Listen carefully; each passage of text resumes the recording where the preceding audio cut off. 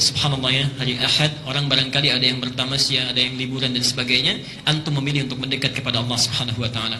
Allah berjanji di dalam Al-Qur'an, siapapun yang beramal soleh, ya, orang yang beramal soleh, laki-laki ataupun perempuan, ya, selama dilakukan karena Allah, fala yuhyiyannahu hayatan thayyibah, maka Allah akan merubah kehidupannya menjadi lebih baik lagi. Okay? Dan ciri pertama kebaikan yang menjadi nilai kebaikan di mata Allah dan Rasulnya, ternyata bukan meningkatnya harta. Perhatikan ya, bukan meningkatnya harta, bukan bertambahnya kedudukan, tapi ciri pertamanya disebutkan oleh Nabi, may yuridillahu bihi khaira yufaqihuhu fiddin. Siapa yang diinginkan oleh Allah untuk berubah menjadi orang yang lebih baik dalam pandangan Allah dan Rasulnya, ciri pertamanya yufaqihuhu fiddin, maka Allah akan pahamkan dia mengenai urusan agamanya. Allah akan berikan dorongan, dimotivasi agar dia mau belajar tentang urusan agamanya. Subhanallah. Jadi, kalau misalnya antum ini para ayah ya, bisa bertambah harta, itu belum tentu baik kalau kita jauh dari Allah.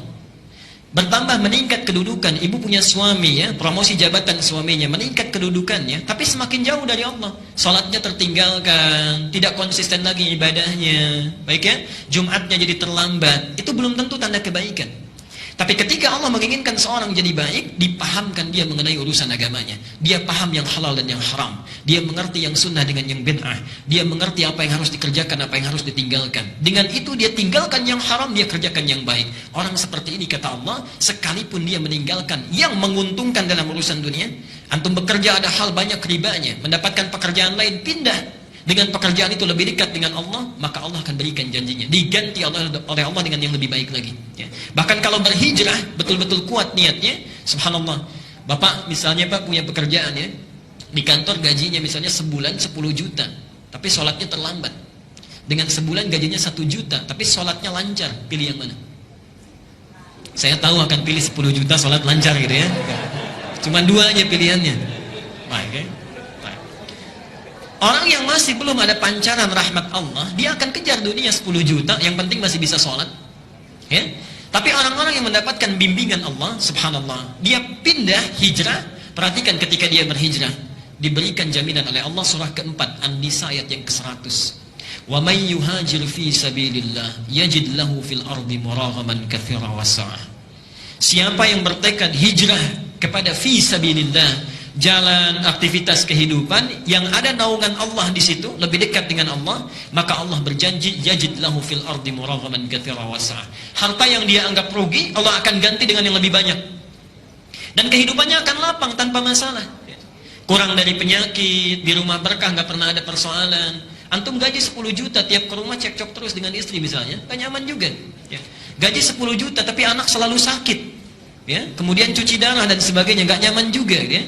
Tapi Allah bebaskan dari segala hal yang bisa mengurangi dalam kenikmatan hidup kita.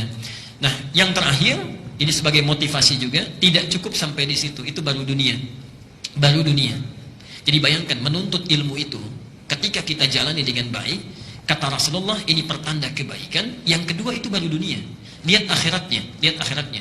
Langsung disebutkan di 4 kitab hadis utama. Al-Bukhari kita temukan, baiknya di Adabul Mufrad, nomor hadis 746. Muslim kita temukan, Sahih Muslim nomor hadis 1389. Di At-Tirmidzi Al-Jami' As-Sahih ya, Al-Jami' As-Sahih atau Sunan At-Tirmidzi nomor hadis 2682. Dan yang terakhir di Ibnu Majah, ini yang paling lengkap, nomor hadis 219. Perhatikan kalimatnya. Man salaka tariqan yaltamisu fihi ilman sahhalallahu lahu tariqan ilal jannah. Subhanallah. Siapa yang menyiapkan dirinya, berangkat dari tempat dia tinggal, menuju satu tempat untuk belajar dari sebagian tuntunan agamanya, sekalipun hanya sedikit saja, maka Allah akan ringankan, mudahkan langkahnya menuju surga. Sahhalallahu lahu tariqan ilal jannah. Ibu dan bapak sekalian, saya tidak henti-hentinya mengingatkan, hadis ini diambil oleh seseorang yang menempuh jalan dari Madinah ke Syam. Syam di Syria, yang jaraknya kalau pakai bis itu sehari semalam. Ini beliau berjalan, tadinya pakai kendaraan, dalam riwayat disebutkan unta, tengah jalan berjalan kaki. Bayangkan, jalan kaki itu, dari Madinah sampai dengan Syria hanya untuk mendapatkan satu hadis ini saja. Sampai di tempat yang dituju, ditanya oleh sahibul hadisnya, yang punya hadis, "Indaka haja ukhra?" Anda tidak punya keperluan lain? Apa jawabannya? La faqat uridul hadith. Tidak, saya hanya menginginkan satu hadith yang saya dengar orang lain tidak memilikinya kecuali Anda saja. Jalan kaki hanya untuk mendapatkan hadith. Disebutkanlah hadis yang tadi.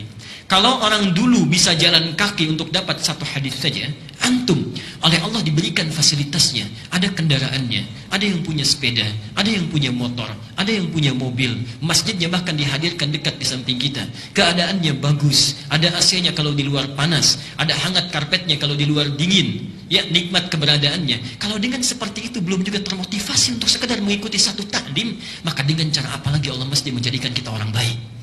Dan itu akan ditanya. Saat antum punya rumah tetangga, jalan kaki ke sini, antum punya mobil, punya motor tidak digunakan, padahal bisa saat itu dilakukan, satu saat akan ditanya. Satu saat akan ditanya. Semoga Allah memberikan kebaikan kepada kita, dan semoga hari ini adalah hari yang dijadikan oleh Allah sebagai amal soleh kita, yang disaksikan oleh Allah dan para malaikat.